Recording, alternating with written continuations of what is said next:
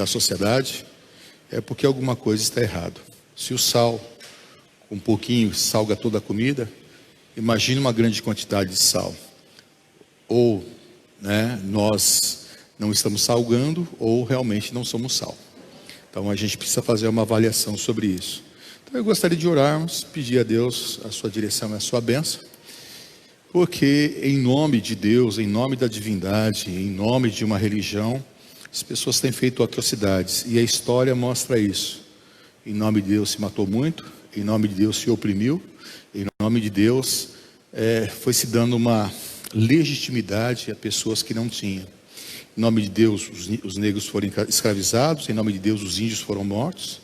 Então, em nome de Deus. E o que a gente está vendo isso hoje é em nome de Deus, Que Deus possa ter misericórdia de nós e possa nos dar essa consciência e a gente possa viver o Evangelho de nosso Senhor Jesus Cristo.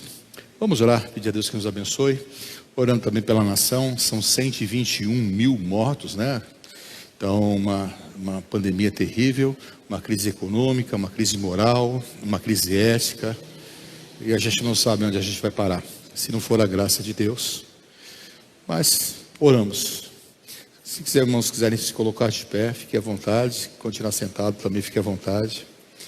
Senhor, eu quero nessa noite louvar o Teu nome e engrandecer o Senhor mais uma vez pela oportunidade que nos dá de nos reunirmos nesse lugar em nome de Jesus, para compartilharmos, Senhor, a Tua bênção, compartilharmos, Senhor, a Tua presença, a comunhão com os irmãos. Somos gratos ao Senhor por esse privilégio. E clamamos então, Senhor, que a ação do Teu Espírito Santo tenha liberdade em nosso meio para transformar os nossos corações, para moldar, Senhor, o nosso caráter, à imagem do Teu Filho Jesus Cristo. Oramos, Senhor, pela igreja do Senhor, não apenas aqui, mas que está nessa nação, para que o Senhor possa levantar homens e mulheres, profetas do Senhor, com a Tua palavra, com a Tua mensagem, para que possa trazer, Senhor, confrontação, para que venha trazer arrependimento, venha trazer o avivamento. Deus, então em nome de Jesus, que o Senhor possa visitar a Tua igreja nessa noite, o Teu povo. Oramos também pela nação e clamamos, ó Pai, por aqueles que estão padecendo, aqueles que estão sofrendo, aqueles que estão perdendo seus entes queridos, aqueles que estão passando por situações de vulnerabilidade. Então, em nome de Jesus, abençoa esta nação. Quanto mais, toma, Senhor, nos nossos corações, nas Tuas mãos, leva cativo todo cativeiro e nos dá essa liberdade de louvar o Teu nome.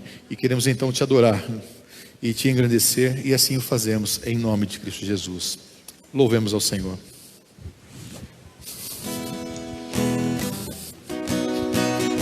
Queria te convidar, alguns, se quiser, se puder, se colocar de pé. Vamos louvar e exaltar a esse Deus que é digno.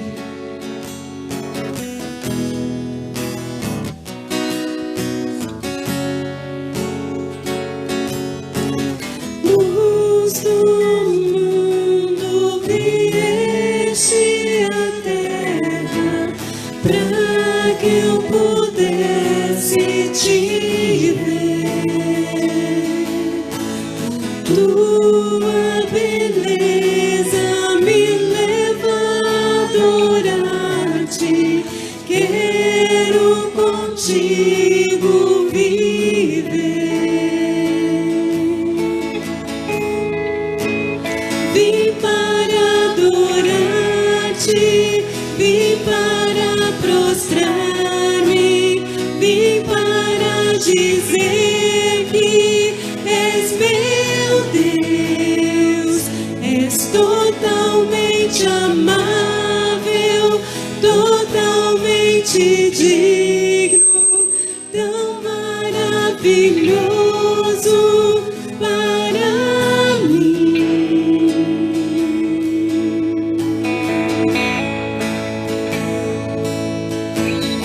Eterno Rei, exaltado nas alturas, glorioso nos céus, humilde vieste à terra que criaste, por amor pobre se fez.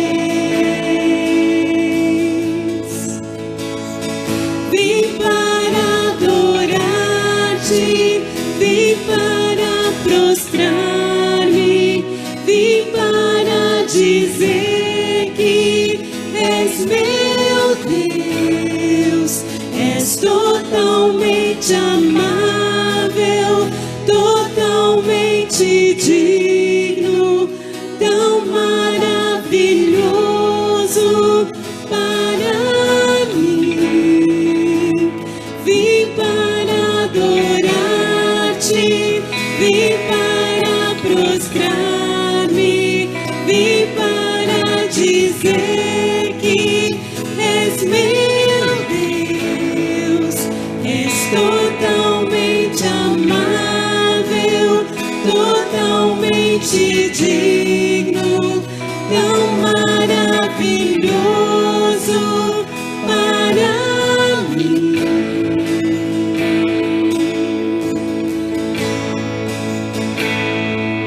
Eu nunca saberei o preço dos meus pecados lá na cruz. Eu nunca saberei o preço dos meus pecados lá na cruz. Eu nunca saberei o preço dos meus pecados lá na cruz. Eu nunca saberei o preço dos meus pecados lá na cruz. Vim para adorar-te, vim para prostrar-me, vim para dizer que és meu Deus, és totalmente amável, totalmente digno, tão maravilhoso para mim.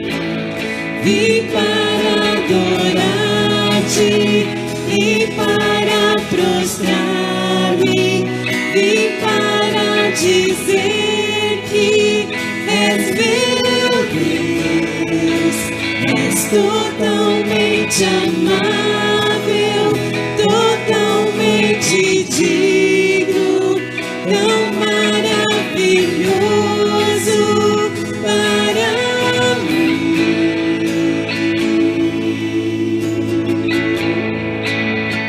Te agradecemos, Senhor. Te agradecemos pelo teu amor que inundou as nossas vidas, que transformou o nosso viver e tem nos transformado dia após dia. Obrigada, Senhor.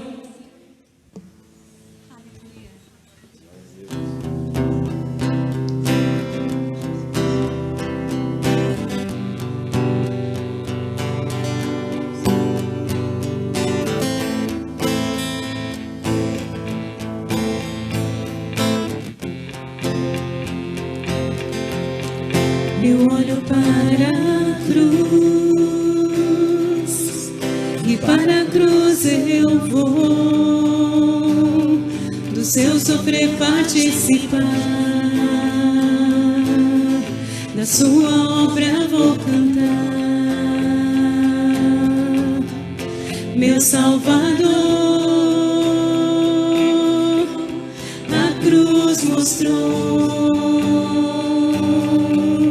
o amor do Pai, o justo Deus.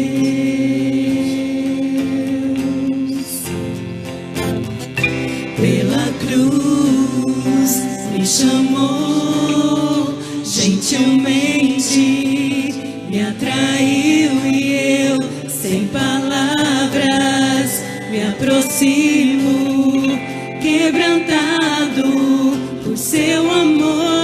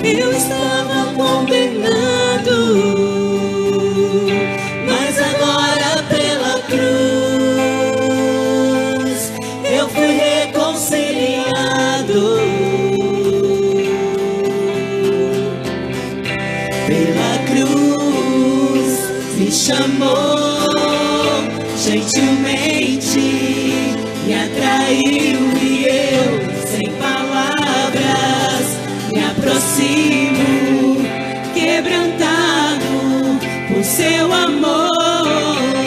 Pela cruz me chamou, gentilmente me atraiu e eu, sem palavras, me aproximo, quebrantado por seu amor. Impressionante é o seu amor.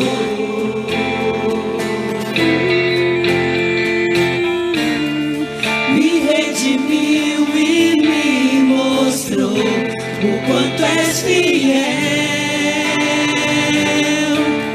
Impressionante é o seu amor.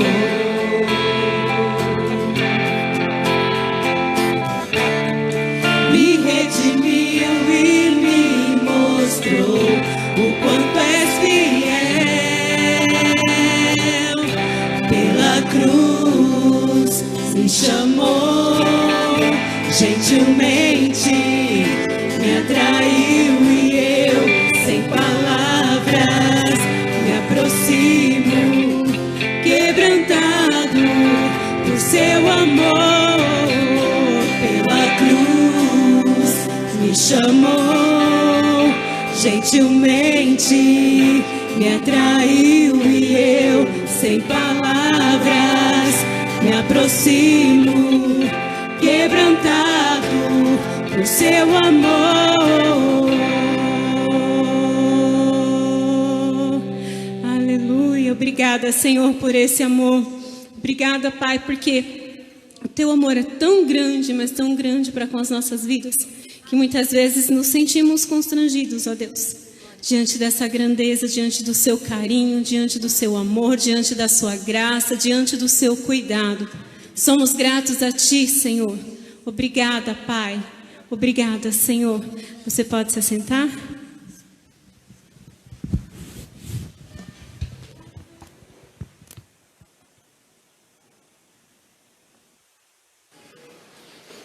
Amém. Mais uma vez, né? Boa noite, bem-vindo. Os irmãos que estão nos assistindo, são todos bem-vindos em nome de Jesus. Eu gostaria de compartilhar esse texto da palavra do Senhor que se encontra em Gálatas. E juntamente poder então traçar alguns objetivos, traçar alguns aprendizados na nossa caminhada. E só deixando um aviso importante. Lucas, é sábado agora, 8 horas? Às 8? 7h30. 7h30, os jovens e adolescentes aí estão fazendo um encontro presencial, vai ser aqui no templo. Ok? Então estão convidados aí a estar com eles, conosco aí, sábado, adolescentes e jovens, né? Sábado, então, às 19h30, tá ok? Queria falar, então, sobre essa questão do evangelho, desse pseudo-evangelho. Deixa eu explicar para você o que é pseudo-evangelho. Pseudo é um suposto. Ele parece, mas ele não é. E esse tipo de evangelho tem influenciado muito as pessoas.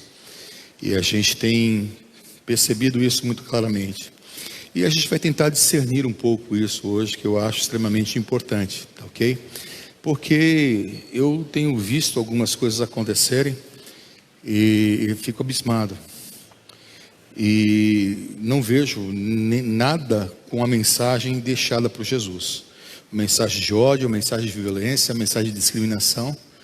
E as pessoas dizem que são evangélicas, as pessoas dizem que são tementes a Deus, mas a gente não vê isso na vida prática. Então eu queria estar trabalhando um pouquinho esse tema hoje, e lhe convido então a estar juntos aí no texto de Gálatas, capítulo 1, verso 6 até o 13.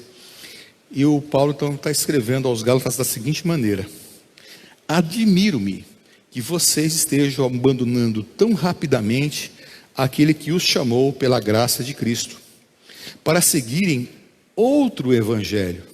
Na realidade, não é o evangelho. O que ocorre é que algumas pessoas estão perturbando, querendo perverter o evangelho de Cristo. E, mais ainda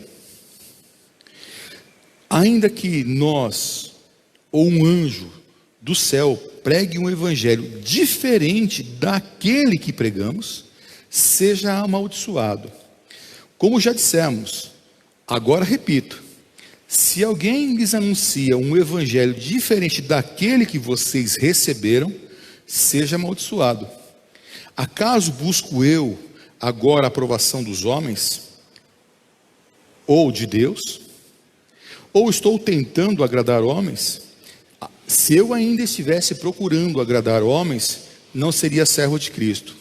Irmãos, quero que saibam que o evangelho por mim anunciado não é de origem humana. Não recebi de pessoa alguma, nem me foi ensinado. Pelo contrário, eu recebi de Jesus Cristo por revelação. Senhor, nós estamos diante da Tua palavra e o que pedimos nessa hora é o ministério do Teu Espírito que vem abrir o nosso entendimento, nos dar sabedoria e entendimento, para que possamos então, Pai, compartilhar a Tua palavra e o Teu Espírito possa, Senhor, sondar os corações e possa, Senhor, nos confrontar, possa, Senhor, também nos moldar à imagem do Teu Filho. Nos abençoe nessa hora, nós somos gratos e assim oramos em nome de Cristo Jesus. Amém. Bom, como nós temos visto, nos últimos tempos nós temos experimentado, nos noticiários, uma grande quantidade de escândalos, inclusive do movimento evangélico brasileiro. E especificamente essa semana, os evangélicos foram surpreendidos, não seria o termo, mas foram assim informados, de que uma pastora que tem um ministério cristão, uma igreja, que é deputada federal pelo Rio de Janeiro, que foi eleita devido à sua apresentação, das suas funções, porque adotou 51 menores, e ela foi então indiciada pelo mandato da morte do seu marido, do seu esposo, também pastor. Uma história com desdobramentos dignos de uma novela, que esconde uma trama de intrigas, que envolve poder, dinheiro, sexo, promiscuidade. Bom, alguns dias, 2 ou 3 dias se passaram, e nós somos surpreendidos com a prisão de um pastor, que foi candidato à presidência da República em 2014, que na época havia sido acusado de ter recebido 6 milhões de reais, porque num dos debates ele foi então incentivado a fazer perguntas a um determinado candidato para que ele pudesse, as perguntas lhe fossem favoráveis. Agora esse homem está preso juntamente com os seus 2 filhos, não acusado de receber 6 milhões, nem acusado de fraude ou questão da campanha eleitoral, mas está sendo acusado de gerenciar o esquema de desvio de recursos da saúde lá do Rio de Janeiro, e você sabe como é que está o caos. Então, é claro que as redes sociais e os noticiários não pouparam críticas ao Evangelho, à igreja, ao sistema religioso, ao projeto de poder que esse pseudo-evangelho está pondo em curso, e todas essas coisas, elas respingam em nós, respingam na igreja, respingam naqueles que são fiéis a Jesus Cristo, e afrontam a nós como cristãos. E como pastor, eu tenho por obrigação refletir sobre tudo isso e me posicionar. Alguns vão concordar com a minha posição, outros vão discordar, e alguns nem sabem o que está acontecendo. Então não é de hoje que o Evangelho tem sofrido ataques com o propósito de ser desacreditado e descredenciado. O problema não está nos opositores ou nos perseguidores do Evangelho, mas está nas estratégias que se infiltram na igreja e usam o Evangelho como meio propagador de uma mensagem que é agradável aos ouvidos, que encanta, que seduz, que enche o coração de princípios e valores semelhantes àqueles que a serpente prometeu a Adão no Éden. Então se multiplicam instituições que anunciam esse tipo de evangelho, com essa mensagem de autoajuda, com essa mensagem de bem-estar, com essa mensagem que você pode, que você conquista, que você pode comandar e manipular Deus. E essa mensagem causa uma espécie de anestesiamento de consciência. O problema é que essa mensagem não produz transformação de caráter, porque esse evangelho não confronta, não leva ao arrependimento, isso é mudança de vida, e eu não posso chamar isso de evangelho. Paulo diz aos Romanos, capítulo 1, verso 16, que o evangelho é poder de Deus para a salvação. Então o evangelho é capaz de transformar caráteres e personalidades. E essa carta de Gálatas foi uma das primeiras escritas por Paulo. Junto com Barnabé, ambos visitaram aquela região da Galácia, e na sua primeira viagem missionária, eles fundaram ali algumas igrejas, Icônio, Listra, Derbe, e esse relato está em Atos 13, a partir de Atos 13.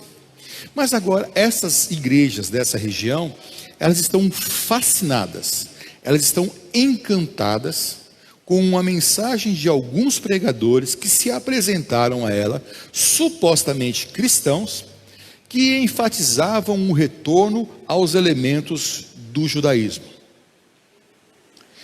Encantada, a igreja da Galácia deixou-se levar pela sutileza do pseudo-evangelho. Se deixou levar pela sutileza desses pregadores. E a igreja perdeu a consciência. Ela não consegue discernir, ela não consegue avaliar o conteúdo da mensagem. Paulo, percebendo isso, informado dessa posição, ele escreve e chama os Gálatas de insensatos, porque eles se deixaram seduzir a ponto de perderem o juízo. Eles deixaram a mensagem do Cristo crucificado, deixaram a cruz como caminho de reconciliação, eles perderam o sentido e significado da cruz, o valor do sacrifício de Jesus e da nossa posição em Cristo. Encantados, se deixaram enganar, e eles nem sequer tinham a noção disso. E é por isso então, que lá no capítulo 1, no verso 6, o Paulo diz assim: admiro-me de que vocês estejam abandonando tão rapidamente aquele que os chamou pela graça de Cristo, para seguirem outro evangelho. Olha que coisa interessante, na realidade, não é evangelho. O que ocorre é que algumas pessoas estão perturbando, querendo perverter o evangelho de Cristo, transformando o evangelho de Cristo em outra coisa parecida que não é o evangelho, e ainda que nós, um anjo do céu, pregue o evangelho diferente daquele que pregamos a vocês, que ele se seja amaldiçoado. Pode dizer, eu estou impressionado com a maneira pela qual vocês tão rapidamente deixaram o evangelho da graça de Jesus Cristo para seguir um outro evangelho, que aqui vou chamar de pseudo-evangelho, um suposto evangelho, algo que é parecido, mas que não é o evangelho. Paulo está então surpreso, porque eles deixam a verdade para serem enganados e seguirem a mentira. E essas pessoas que estavam indo anunciar esse evangelho, estavam causando confusão. Na realidade, eles não eram nem ministros do Cristo, e muito menos anunciavam o evangelho, que na realidade não era evangelho coisíssima nenhuma. Essas pessoas estavam pervertendo. Perverter é mudar o sentido, é colocar pelo verso, é transformar o teor do evangelho em algo ruim, algo maléfico. É isso que ele está dizendo aqui. E ele está dizendo da seguinte maneira: olha, eu vou dizer para vocês o seguinte: ainda que um anjo venha do céu e pregue a vocês um evangelho diferente desse que eu estou e que eu anunciei a vocês, que seja esse alguém amaldiçoado, ainda que seja um anjo. Qualquer um que venha com um ensino que aparte vocês da graça de Deus, da mensagem do Cristo, seja maldito. Pode ser um pastor, pode ser um bispo, pode ser um apóstolo, até mesmo um anjo. Se a mensagem que anuncia é pervertida, se a mensagem que anuncia é para dividir, se a mensagem que ele anuncia é para manipular a divindade, que não está de acordo com o evangelho de Jesus Cristo, que seja ele amaldiçoado, que seja maldito. E tem mais. Como já dissemos, e agora repito: se alguém lhes anuncia o evangelho diferente daquele que receberam, seja amaldiçoado. O Paulo tinha ido pregar, ele anunciou o evangelho da graça. E agora então, ele está dizendo: olha, eu já disse uma vez, ele não tinha alertado uma vez, ele já tinha alertado outras vezes pelo texto, né? Uma vez eu já disse para vocês, né? Como já dissemos, agora eu repito: se alguém anuncia o evangelho diferente daquele que vocês receberam, seja amaldiçoado. Então, qualquer um que anuncie um evangelho diferente desse apresentado por Paulo, que é só Cristo, só a fé, só a graça, seja ele maldito, né? E Paulo então já havia passado pela Galícia, havia pregado o evangelho de Jesus Cristo, havia falado sobre a graça de Jesus, mas alguém veio e se infiltrou no meio daquela igreja e começou a anunciar um evangelho um pouco diferente. Mudaram o evangelho para transformá-lo num pseudo-evangelho. E essas pessoas estão anunciando como esse ou essa mensagem fosse o evangelho de Jesus Cristo. O que aconteceu? A igreja e as pessoas se encantaram, né? Como se elas tivessem sido enfeitiçadas. E elas não discerniram. Elas não conseguiram julgar. Elas não entenderam. Elas não estão vendo a diferença. E elas estão deixando o evangelho da graça do Cristo para seguir esse pseudo-evangelho.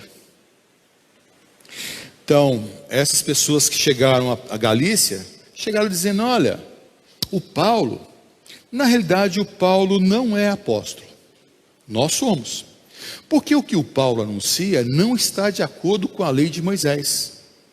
Aliás, nem os apóstolos em Jerusalém são favoráveis a ele.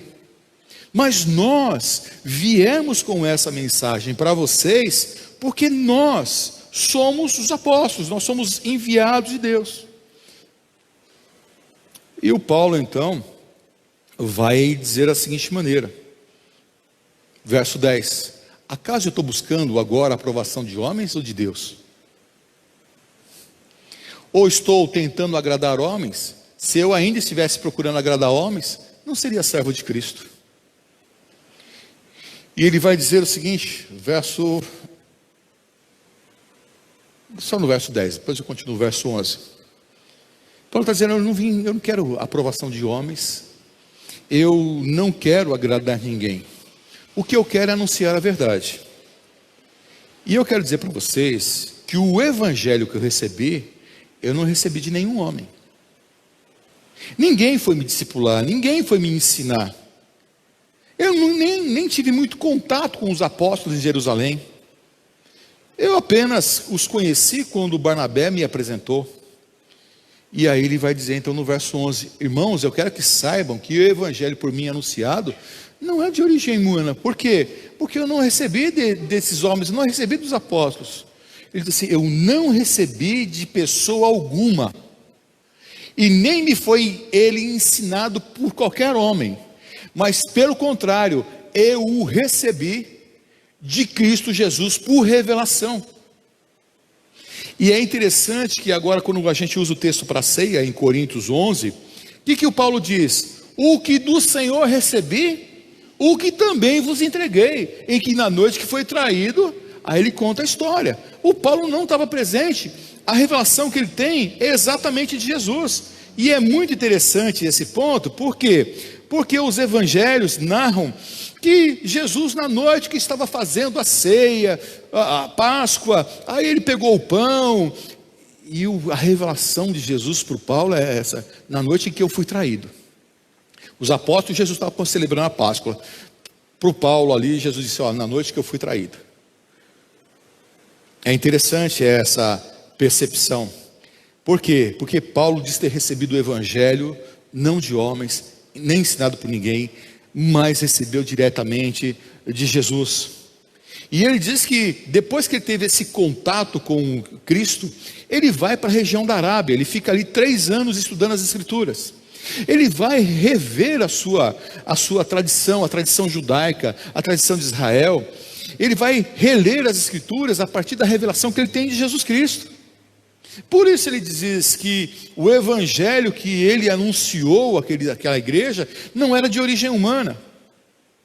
Portanto, aquela igreja está acusando ele de um evangelho falso. Ele disse: é a leviandade e a mentira. Mas porque eles estavam encantados com essa mensagem desse suposto evangelho, eles estavam cegos e sem discernimento. Porque esse suposto evangelho estava sendo anunciado por pessoas que queriam que os gentios abraçassem a fé em Jesus Cristo e mais a lei de Moisés. Então, o evangelho pregado por Paulo era Cristo somente. Não há uma mistura com a lei. O que é a mistura com a lei é esse pseudo-evangelho. E esse evangelho não é o evangelho da graça. Não é o evangelho de Jesus. E o Paulo então ensina em Gálatas 2,16 o seguinte: sabemos que ninguém é justificado pela prática da lei, mas mediante a fé em Jesus. Assim nós também cremos em Jesus para sermos justificados pela fé em Cristo, e não pela prática da lei, porque pela prática da lei ninguém vai ser justificado. Então a nossa justificação é só pela fé. Agora, não quer dizer que a gente não tenha boas obras. Aí depois a gente pode abrir um outro ponto, um outro capítulo de uma outra mensagem sobre isso. Mas na realidade, o evangelho pregado por Paulo, a justificação era pela fé em Jesus. Mas o outro evangelho que estava sendo anunciado, ele era pervertido e judaizante. Porque ele era diferente. Porque você precisa crer em Jesus e crer em mais alguma coisa. Você deve crer em Jesus e fazer mais alguma coisa. E a sensação de um evangelho como esse é que por mais que você faça, por melhor que você seja, sempre vai estar faltando alguma coisa. A impressão que esse evangelho dá é que você pode mudar a disposição de Deus, que você tem poder para mudar a disposição de Deus, que você com a tua fé pode mudar Deus, que você através de um sacrifício, através de uma ação, de um jejum ou coisa, você pode mudar Deus. Então a gente precisa de um capítulo, de um parênteses, para falar de jejum e oração, que jejum e oração não visa mudar a Deus, mas visa mudar aquele que está penitente, aquele que está orando, aquele que está jejuando. Porque o jejum e a oração nos aproximam de Deus e nos fazem conhecer e entender quem é Deus. E quando nós entendemos quem é Deus e o Espírito Santo molda o nosso coração, a nossa vontade é moldada à vontade de Deus. Por isso Jesus diz: não seja feita a minha vontade, mas seja feita a sua. Esse evangelho de Jesus Cristo é um evangelho que confia na graça e confia na fidelidade, no amor, na bondade de Deus, que não quer mudar Deus, mas que quer ser transformado à imagem do seu Filho na presença de Deus. Parece igual, mas não é igual, é bem diferente. Então, a impressão que a gente tem é que esse pseudo-evangelho você pode manipular a Deus, porque se Deus não está respondendo, você faz um sacrifício, você dá uma grande oferta, você faz uma campanha ou coisa do tipo, e você muda a disposição de Deus. Não estou dizendo que não é para orar, não estou dizendo que não é para jejuar, não estou dizendo que não é para dizimar ou para ofertar, não estou dizendo isso. Eu estou falando sobre a motivação com a qual se faz. Esse é o grande problema. Então Paulo está admirado, porque aqueles irmãos estão abraçando um evangelho que é humano, aparente, e deixando o evangelho da graça e da suficiência de Cristo. E em nossos dias, meus irmãos, acontece a mesma coisa. Nós percebemos esse evangelho diferente, cheios de rituais. E os rituais começam dentro do templo, porque a gente tem a impressão que aqui é o altar, e que é aqui que Deus se manifesta, e Deus não se manifesta lá. Que esse lugar aqui é mais santo do que onde você está sentado. Que agora a gente não precisa, a gente não entra no nosso quarto e fecha a porta e ora, e o nosso Pai que nos vê secreto vai nos ouvir, vai nos estar atento, mas a gente vai subir um monte, porque a gente quer ver alguma coisa acontecer. A gente não jejua para intimidade e comunhão com Deus durante a semana. A gente vai querer fazer 40 dias porque a gente tem um propósito de alcançar alguma coisa. Então você vai percebendo que é um evangelho que vai ensinando você a manipular com rituais a divindade. E que você comece a estar no controle, porque se você tiver fé, Deus faz. Se você não tiver fé, Deus não faz, como se Deus dependesse da sua fé. E vai colocando um peso, e a gente vai ficando no controle, e que você vai controlando, porque é você que está no controle, não é Deus. Então, esse evangelho, que parece e não é, cheio de rituais, cheio de prática cética. Isso é bom para a religião, mas não transforma caráter. O maior problema do evangelho não são os ateus, não são os socialistas, os comunistas, os incrédulos. Esses são fáceis de identificar. O maior inimigo do evangelho são as pessoas que abraçam esse pseudo-evangelho, porque ele é parecido, na verdade, ele não tem nada a ver com o evangelho de Cristo, e ele é perigoso por quê? Porque ele usa o mesmo templo, ele usa a mesma Bíblia, ele usa as mesmas músicas, ele usa a mesma linguagem, ele usa a mesma estrutura, mas é bem diferente do evangelho de Jesus. A mensagem é bem diferente. Então muitos estão abraçando esse pseudo-evangelho como se fosse o verdadeiro, e por falta de conhecimento da palavra de Deus, eles não discernem. Então eles vão nos templos, participam dos cultos, eles têm uma linguagem que eu chamo de evangeliquez, eles têm as músicas, mas elas estão encantadas, elas estão fascinadas com aquilo que estão ouvindo, porque não conhecem a palavra de Deus. Elas pensam que é o evangelho de Jesus Cristo, mas ele só se parece, mas não é. Então quando nós estudamos a Bíblia, ela nos ajuda a diferenciar e a identificar o verdadeiro evangelho do falso evangelho, sabendo que ele acontece no mesmo espaço, na mesma forma, na mesma estrutura.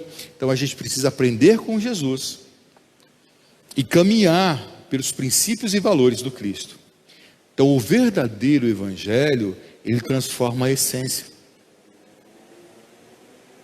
Ele nos faz cada dia mais parecidos com Cristo. Porque se o evangelho não transforma caráter, ele não é evangelho. Ele é outra coisa. E Jesus nos ensinou que nós podemos identificar uma árvore pelos frutos que ela apresenta. Porque os frutos correspondem à essência da árvore. Então, um discurso desprovido de atitudes correspondentes não é verdadeiro. Então, Jesus vem e lá em Sermão do Monte, ele diz assim: nem todo que me diz Senhor, Senhor entrará no reino dos céus. Senhor, Senhor, Senhor. Porque Senhor dá a entender que é digno de obediência. Mas apenas aquele que faz a vontade do meu Pai. Você percebeu que não é chamar de Senhor, mas é obediência? E eu já falei isso aqui há uns 15 dias atrás. Muitos me dirão naquele dia: Senhor, Senhor, não profetizamos em teu nome? Senhor, em teu nome não expulsamos demônios? Não realizamos muitos milagres? Então eu lhes direi claramente: o quê? Eu nunca os conheci. Então afastem-se de mim, vocês que praticam o mal. Você está percebendo a diferença que está aqui? Então é importante, porque nós podemos evidenciar os evangelhos pelo tipo de vida que eles produzem. Então o evangelho de Jesus, ele acontece por uma ação do Espírito Santo em nós. Ele promove em nós uma ampliação de consciência que eu chamo de novo nascimento. E esse evangelho, pelo poder do Espírito, vai formando em nós o caráter do Cristo.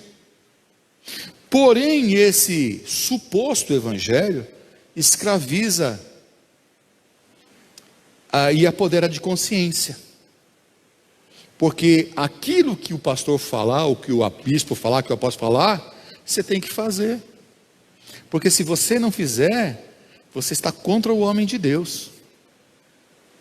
E se você questionar, ele vai te dizer: você sabe que o que você está falando? Você está falando com o ungido do Senhor. Não coloque a minha autoridade em prova. Então escraviza a consciência. Escraviza a ritualismo.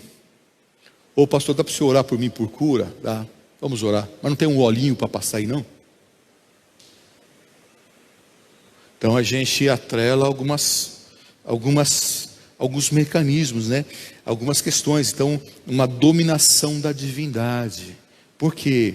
Porque se a gente fizer assim, Deus vai fazer dessa forma. Aí se pega a Bíblia e diz: olha, se Deus não fizer isso, eu rasgo a minha Bíblia, com uma forma de manipular Deus. Deus está na tua palavra, e o Senhor tem que fazer. Eu já vi muito pregador fazer isso. Infra-egos. As pessoas são detentoras do poder, da autoridade, da unção. Eles são mais do que seres humanos, mais do que cristãos. Eles são semideuses. E esse, infelizmente, transforma a graça de Deus em libertinagem.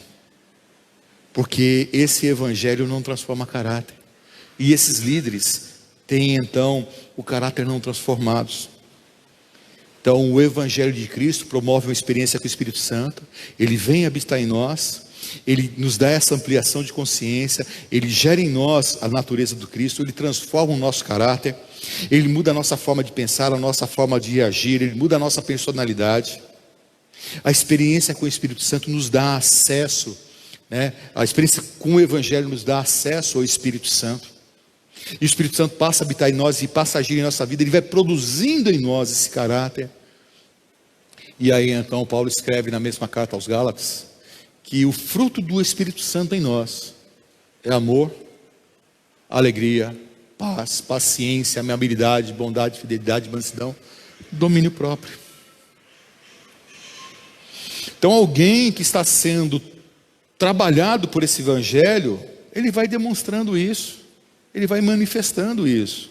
Isso é um processo, não é da noite para o dia, mas é um processo. Mas esse pseudo-evangelho, ele é baseado nas aparências. Numa aparência religiosa, ritualística, um cerimonialismo.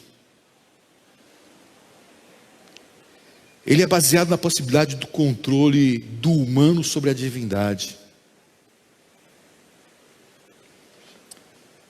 que não é produzido pelo Espírito Santo.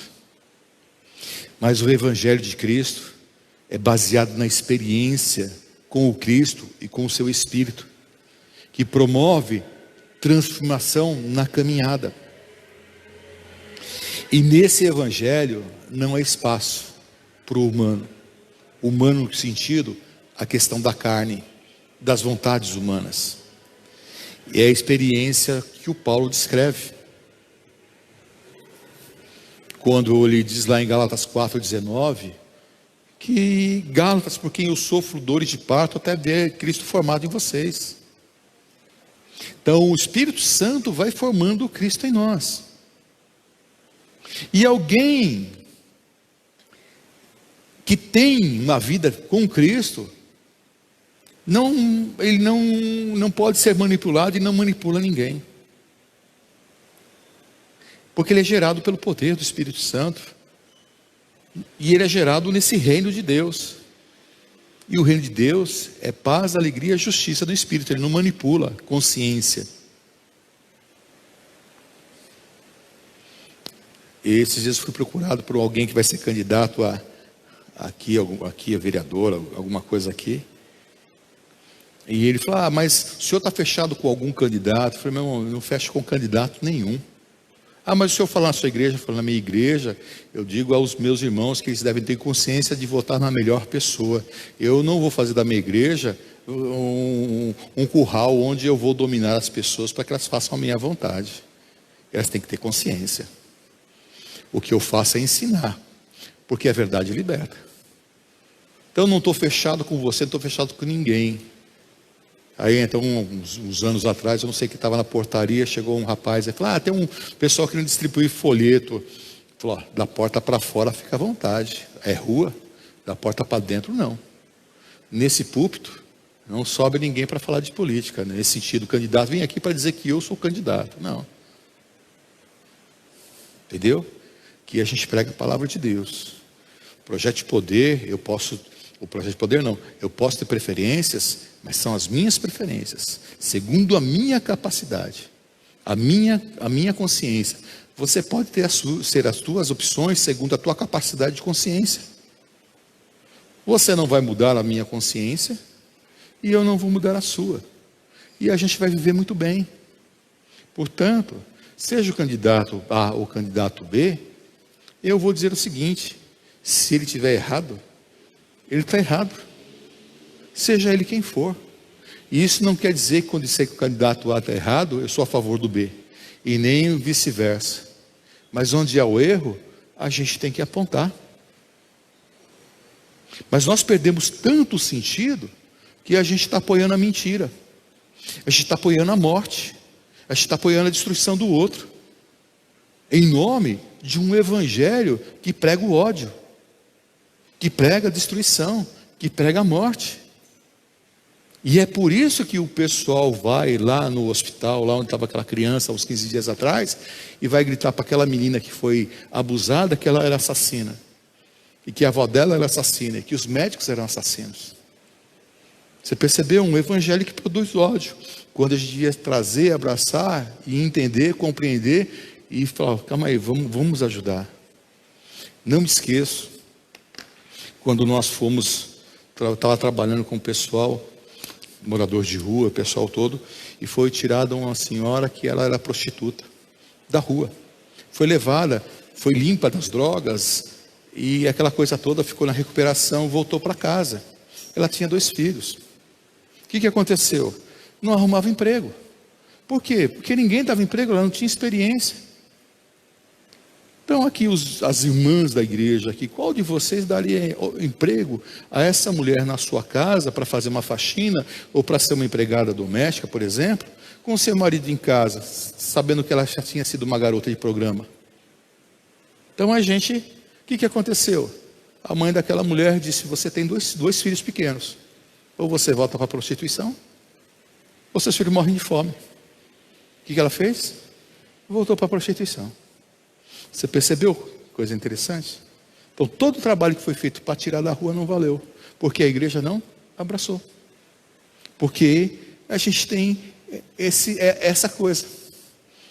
Então o Paulo vai dizer o seguinte, que a experiência com Cristo, ela vai nos transformando, e nós não podemos manipular. Por quê? Olha o que ele vai dizer agora. Ora, o Senhor é Espírito, e onde é Espírito do Senhor, ali é liberdade. Por quê? Porque o Espírito liberta. Liberta do quê? Dos egos, liberta dos pecados, liberta dos eus, né? E todos nós, com a face descobertas, que contemplamos, quer dizer, não há máscara, né? Não há como se esconder. Nós, face a face com o Senhor, contemplamos a glória do Senhor, segundo a sua imagem, estamos sendo transformados com glória cada vez maior. Quer dizer, nós estamos olhando para o Cristo, autor e consumador da nossa fé, estamos sendo transformados à sua imagem, cada vez, com glória cada vez maior, a qual vem do Senhor, que é o Espírito. Então o Espírito vai nos moldando, e ele vai nos dando liberdade de experimentar a plenitude. E Paulo vai dizer: olha, alguém que tem uma experiência como essa, né? Ele ama. O amor não pratica o mal quanto o próximo. Portanto, o amor é o cumprimento da lei. Mas quem que é o próximo? É bom a gente perguntar quem que é o próximo, porque o Jesus, ele dá uma dica muito legal, porque ele diz assim: olha, vinha subindo um homem da estrada de Jericó a Jerusalém, e foi pego por salteadores, apanhou, o cara roubou, passou um sacerdote, e viu o cara caído e passou de largo. Passou um levita que servia no templo, passou de largo. Mas veio um samaritano, que o judeu dizia que era a pior pessoa possível do mundo, foi lá e abraçou. E aí Jesus perguntou: quem é o próximo daquele homem, aquele que usou de compaixão? Jesus falou assim: vai tu e faz o mesmo. Jesus não mandou ele ser um samaritano, Jesus mandou ele agir como agiu o samaritano. O que eu quero dizer, que há muita gente que não conhece, não tem experiência com Cristo, que age de uma maneira como nós deveríamos agir, que abraçam aqueles que estão necessitados e caídos, e nós estamos passando de largo e nos orgulhando dessa religião, nos orgulhando desse evangelho que nós supostamente vivemos. Deu para perceber a diferença? Sei que não é o seu caso, mas a gente precisa conhecer essas coisas. Então a experiência com esse suposto evangelho, ela é só religiosa, ela manipula, ela escraviza a consciência, ela determina o que é certo e o que é errado, porque alguém vai dizer: olha, é certo fazer isso, é certo fazer aquilo, rouba a sua consciência, e vai dizer que você deve fazer ou deixar de fazer. Mas a experiência com Jesus é libertadora, e o Paulo escreve: quer comais, quer bebais, tudo façais para a glória de Deus. Então o evangelho de Jesus Cristo é legitimizado pela conversão, que é fruto de uma transformação, fruto de uma ação do Espírito Santo.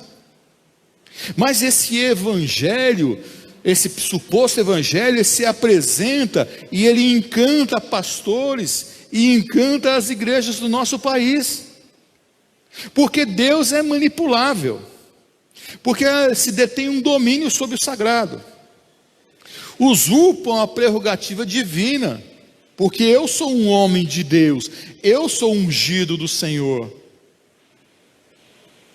e as suas expressões, as expressões desse evangelho, não manifestam os frutos do Espírito Santo.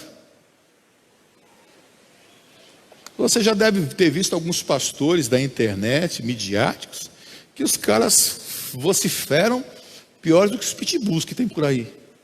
e falam, isso. Mas e o Evangelho, que é a transformação?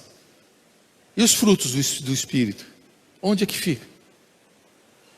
Então, esse Evangelho que prega essa manipulação, que não manifesta o Espírito Santo, os frutos do Espírito, também não promove o reino de Deus. Porque se o reino de Deus é paz e justiça e alegria no Espírito, onde está a libertação? Onde está a transformação? Onde está a justiça? Um evangelho que não produz justiça, um evangelho que não produz compaixão, que não produz amor, não produz liberdade, que enxerga o outro como um inimigo, como expressão do diabo. Porque se você não tem a mesma fé que eu, você é do diabo. Se você não confessa que você é evangélico, você vai para o inferno. A gente nem conhece a pessoa, já está mandando para o inferno. A gente nem sabe da vida dela. E a gente se esquece que a salvação vem do Senhor. É Ele que salva. Mas a gente gosta de julgar. Esse evangelho que fica se impor por um fanatismo, que tem uma linguagem de ódio, uma linguagem de condenação, não é o Evangelho. O Evangelho de Jesus, ele é a representação do amor, do perdão, da reconciliação, da libertação. É um Evangelho que acolhe, que respeita, que se solidariza, que se confraterniza. Nesse Evangelho não há diferentes. Nesse Evangelho todos somos iguais, é o que o Paulo diz. Não há branco nem negro, não há homem, não há mulher, não há rico, não há pobre, porque todos são iguais. É Cristo em todos. Essa é a diferença. Então, é importante que a gente entenda o seguinte, e eu sempre digo isso, eu tenho um medo danado dessa moralidade, essa santidade de que alguns se posicionam. Eu tenho medo. Conheço muita gente que anunciava isso, desculpa a expressão, arrotava isso e caiu. A gente precisa ser mais humano, e como humano a gente consegue compreender o outro, porque quando a gente acha que nós somos santos demais, a gente condena o que não é parecido com a gente. Então a gente precisa aprender isso. E esse evangelho então, ele nos coloca a consciência de Deus e a responsabilidade que temos, porque em nós habita o Espírito Santo, e é o Espírito Santo que nos faz santo, que vai nos transformando a imagem do Cristo a cada dia. Então uma religião que é escravizadora, que é manipuladora, um evangelho que se mantém ou se sustenta por imposição, não é o evangelho. E Cristo nos chamou para a liberdade. Mas a liberdade a qual Ele nos chamou não deve ser uma desculpa para darmos vazão à nossa carne, mas para que a gente possa adquirir consciência e numa transformação de dentro para fora, não de fora para dentro, a gente ser transformado. Eu sempre conto essa história, faz alguns anos que eu não conto. Alguns anos atrás a gente tinha um estereótipo assim, né, de pessoas que eram cristãs. Eu fui ao supermercado e vi uma senhorinha assim, bem, um coquezinho, uma saia comprida. Falei, nossa, essa irmã, né, da hora e tal. Passei, vi ela e tal. E passou algum tempo, quando a encontrei no caixa, ela tinha os 2 carrinhos. Um acho que era só de vodka, cachaça, conhaque, e o outro era só de cerveja. E eu pensei comigo, né, como as aparências enganam, não é verdade? E as aparências enganam tanto que o Samuel, quando foi na casa, esqueci o nome do pai do Davi, agora me fugiu a conta. Samuel foi à casa de Jessé, e aí ele olhou, né, e viu assim um cara fortão, bonitão, falou, esse cara aqui que é para rei. E Deus falou assim, esse cara não, tem um outro filho aí. Ele pergunta, tem mais algum? Tem. Aí vem o Davi, mirradinho, sardentinho, eu brinco assim, né? Ele vem e tal, e Deus fala, esse aí. Por quê? Porque Deus olha o coração, Deus não olha a aparência. Deus não quer saber o que você está vestindo. Deus não quer saber o que você está comendo e está bebendo. Porque Jesus disse, o mal não é o que entra pela boca, o mal é o que sai da boca. E ultimamente a gente tem falado tanta besteira. Não só falado, porque hoje a gente também digita besteira. E a gente precisa tomar cuidado. Então, que a gente tenha essa experiência com Cristo, que está sendo formado em nós a cada dia. E que a gente não deixe de denunciar esse pseudo-evangelho, não deixamos de aconselhar aqueles que estão no caminho desse pseudo-evangelho, sempre tomando cuidado, muito cuidado, porque eles usam a mesma linguagem, a mesma Bíblia, a mesma música, o mesmo ambiente, mas não produzem o fruto do Espírito Santo. O evangelho que mata, ou que se permite matar, como essa senhora disse que, se divorciada, não agradaria a Deus, então ela preferiu matar o marido, não é verdade?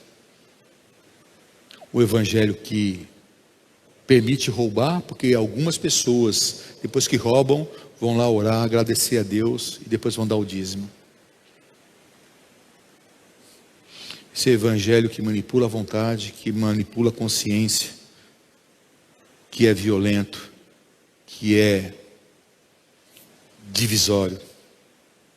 Que sejamos nós, cristãos, na acepção da palavra, cristos pequenos, que caminham por este mundo exalando o bom perfume de Cristo, que vivem e manifestam os frutos do Espírito Santo, que vivem para além dos discursos, das moralidades, das santidades, das ritualidades, e que a cada dia, meu irmão, a presença do Espírito Santo na tua vida faça de você alguém cada vez mais parecido com Jesus. Que quando alguém olhar para você, olhar as tuas obras, o teu discurso, ele olhe para o céu e diga, Senhor, muito obrigado por essa pessoa. E é o que Jesus diz, assim brilha a vossa luz diante dos homens, para que eles vendo as suas boas obras, glorifiquem o vosso Pai que está nos céus. Nisso o Pai é glorificado. Esse é o grande ponto. Esse é o grande ponto. Se a nossa luz está brilhando nessa intensidade. Que Deus te abençoe, meu irmão. Que Deus te ajude. Que você viva o Evangelho de Jesus Cristo. E fique esse alerta. Para que a gente possa ter consciência. E a gente não venha se desviar. E que o Espírito Santo nos conduza a cada dia nessa caminhada. E eu gostaria de orar por você. Para que Deus te fortalecesse. Para que Deus te abençoasse, te ajudasse nessa sua luta contra o seu eu mesmo, e que você não seja encantado, não seja enfeitiçado, não fique fascinado por essas coisas, mas que você viva a simplicidade do Cristo, porque Ele diz assim, aprendei de mim que sou manso e humilde, aprende dele. Aprende dele. Senhor, eu quero louvar o teu nome pela oportunidade que temos de poder compartilhar a tua palavra. E o que nós rogamos é que o teu Espírito Santo possa nos ajudar nessa nossa jornada. Juntamente com os meus irmãos que oramos agora, nós te pedimos, Senhor, Deus, tira de nós todo sentimento, todo desejo de sermos algo, de termos algo, de fazermos algo que não seja aquilo que está proposto no teu coração. Então o que eu te peço é que o teu Espírito abra o nosso coração e os nossos ouvidos, abra a nossa mente, nos dê entendimento, para que nós venhamos, ó Pai, estar em sintonia com o Senhor, com a tua palavra, por intermédio da ação do teu Espírito Santo. E tudo que nós viemos a fazer tem um objetivo: honra, glória e louvor ao teu nome. Então, Senhor, não permita que nós sejamos enganados, que o nosso coração se engane, porque enganoso é o coração do homem e desesperadamente corrupto. Não permita, Senhor, que essas coisas que nos cercam possam nos tirar da centralidade do Cristo. Não permita, Senhor, que os nossos ouvidos, ó Pai, os nossos olhos, o nosso coração se incline para outra coisa que não seja a Tua vontade, que não seja a Tua palavra. Então nos livra do mal. Então, Senhor, eu te peço nessa noite, guarda-nos, Senhor, de todo mal, livra-nos de todo mal, cobre-nos, Senhor, com a Tua graça, com o Teu amor, envolve-nos, Senhor, com o Teu Espírito, ó Pai. Protege-nos, Senhor, nessa nossa caminhada, protege os meus irmãos, guarda-os, Senhor. Deus, aqui, Senhor, há irmãos que têm necessidades, irmãos que estão passando por lutas, por dificuldades, por tribulações, que têm, Senhor, enfrentado lutas com seus pecados, com seu eu. Deus, que tem enfrentado de uma maneira assim, Senhor, terrível, Senhor, a ponto de não suportar mais. Fortalece, ajude, sê com eles, ó Pai. Abençoa o teu povo nessa noite. E eu quero orar pela tua igreja.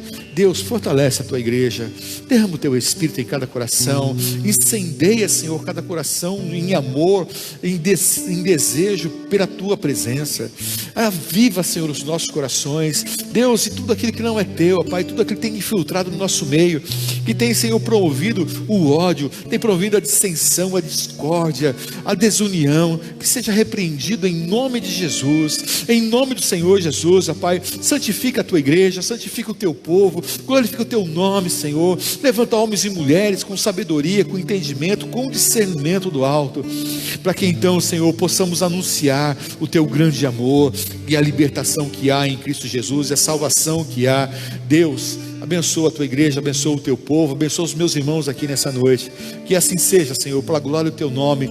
Nós, Senhor, te agradecemos e assim oramos em nome de Cristo Jesus. Amém. Nesse momento nós estaremos louvando ao Senhor e com a oportunidade também de estarmos ofertando e dizimando, tá ok? Então, louvemos ao Senhor.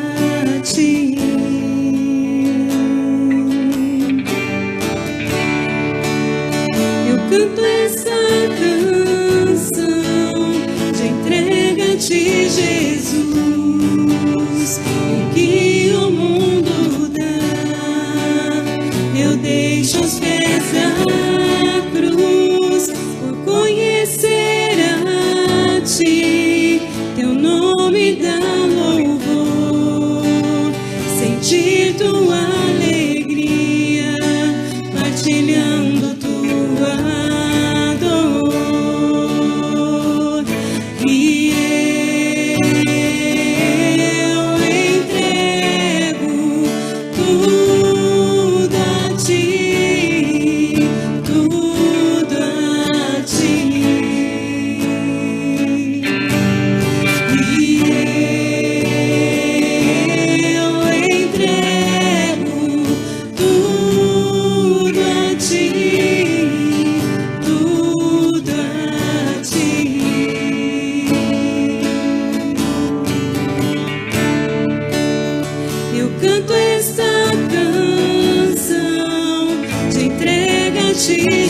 Jesus, e o que o mundo dá, eu deixo aos pés da cruz, por conhecer a Ti, Teu nome dá louvor, sentir Tua alegria, partilhando Tua dor.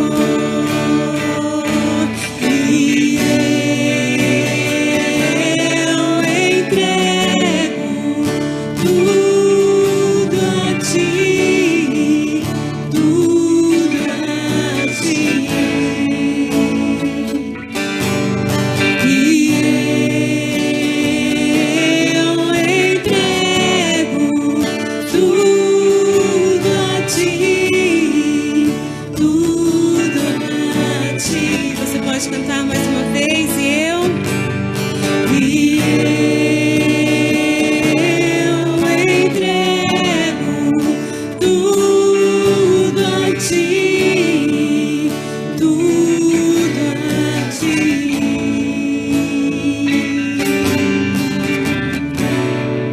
Recebe, Senhor, as nossas vidas, recebe tudo que temos e tudo que somos, ó Deus. Porque sabemos que entregamos nas mãos daquele que tem sempre o melhor e que cuida de nós. Obrigada, Pai.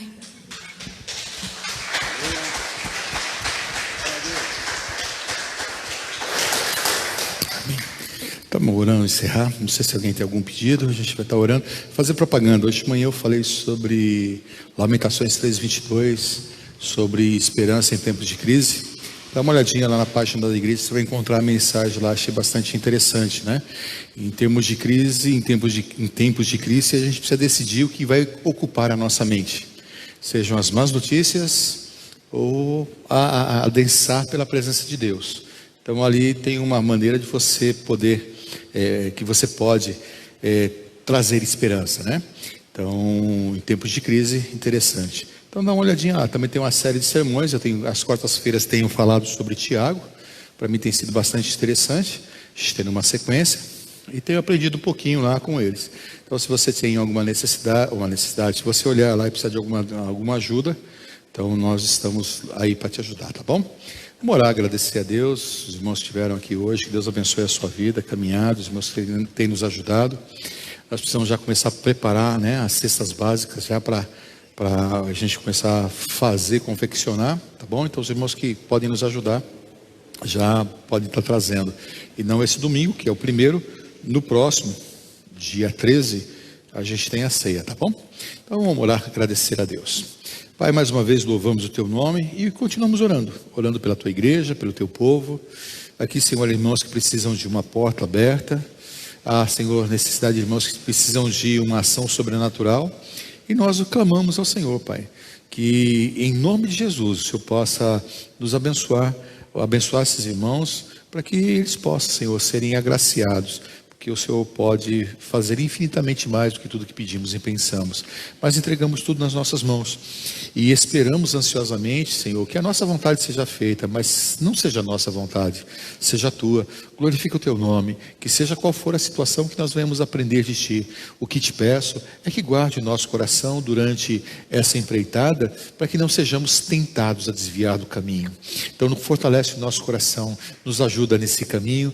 Essa é a minha oração, Pai, em nome de Jesus. Leva-nos em paz e segurança aos nossos lares, nos dando, Senhor, uma boa semana na Tua presença, nos ajudando nos nossos afazeres. E assim nós te pedimos. E que o amor de Deus, nosso Pai, e a graça salvadora do nosso Senhor Jesus Cristo, que a comunhão do Espírito Santo seja sobre a tua vida, na tua casa, onde quer que você esteja, hoje e sempre. Amém. Nem que for verbalmente, seu irmão, com a graça e a paz do Senhor, que Deus te abençoe tremendamente.